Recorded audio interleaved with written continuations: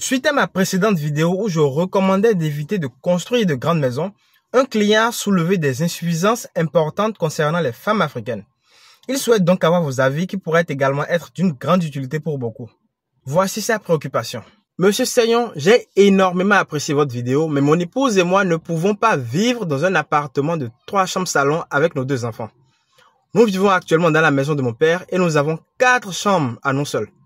Une pour chaque enfant, une pour nous 2 et une pour elle seule pour ses bagages. Actuellement, nous avons dû séparer une partie du salon pour stocker les marmites et autres choses de sa dot qu'elle n'a jamais utilisées. Tous les matins, elle se plaint qu'elle n'a pas d'habits, mais ce sont toujours ses vêtements qui ne trouvent pas de la place. Je veux bien construire un 3 chambres salon, mais je sais déjà que ce serait insuffisant, même si vous prévoyez un magasin. Je n'ai qu'une parcelle de 350 mètres carrés. Comment faire? Aidez-moi. Il s'agit là d'un problème difficile à résoudre. Les femmes sont réputées pour avoir beaucoup de bagages et c'est courant au Bénin, en tout cas. Dans votre pays, est-ce courant?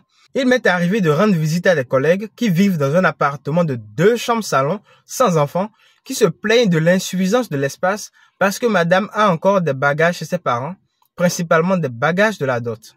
Dans le même temps, vous voyez des couples vivre dans un appartement d'une chambre-salon avec des enfants dans certains pays étrangers et on se demande bien comment ils font. Ce sujet mérite vraiment d'être décortiqué de long en large. Pensez-vous qu'il faut que je discute avec sa femme pour voir dans quelle mesure l'aider à pouvoir avoir moins d'affaires?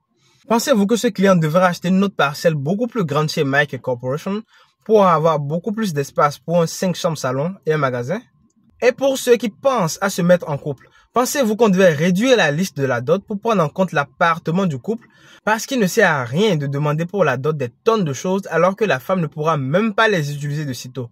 Tenez-vous tranquille, pas plus tard que la semaine dernière, une bagarre a explosé entre 2 copines parce que l'une a stocké les affaires de sa dot chez l'autre depuis plusieurs années. Et cette dernière a commencé par utiliser certaines marmites, certaines casseroles, certaines cuillères et il paraît même que son mari a bu certaines boissons. Likez, abonnez-vous et donnez-moi votre avis en commentaire.